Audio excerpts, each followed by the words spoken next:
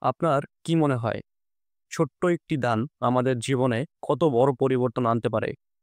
চলুন আমাদের নবীজি সাল্লাল্লাহু আলাইহি ওয়াসাল্লামের একটি ঘটনা থেকে জেনে নেই। একদিন নবীজির কাছে কয়েকজন খুব অভাবী মানুষ এলেন। তাদের কষ্ট দেখে নবীজির চেহারা মলিন হয়ে গেল। তিনি সবাইকে সাহায্যের জন্য ডাক দিলেন এবং বললেন, "একটা খেজুরের টুকরো দিয়ে হলেও দান করো।" এ কথা শুনে একজন সাহাবী অনেক বড় একটা থলে নিয়ে আসলেন। তাকে দেখে অন্যরাও যে যা পারলেন দান করতে শুরু করলেন। মানুষের সাহায্য দেখে নবীজির চেহারা খুশিতে উজ্জ্বল হয়ে উঠল। তখন তিনি এক অসাধারণ কথা বললেন যে, কোনো ভালো কাজ শুরু করবে সে নিজে তো সোয়াব পাবেই, আবার যত মানুষ সেই কাজটা করবে তাদের সবার সমান সোয়াব সে পাবে। সুবহানাল্লাহ। আপনার একটি ছোট্ট উদ্যোগ কত মানুষের উপকারের কারণ হতে পারে, আর তার প্রতিদানও আপনি পেতে থাকবেন।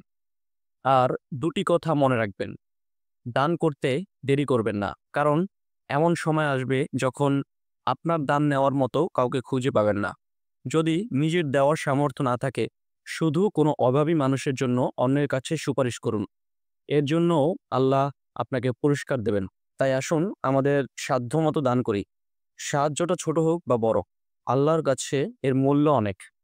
আল্লাহ আমাদের সবাইকে তৌফিক দিন। আমিন।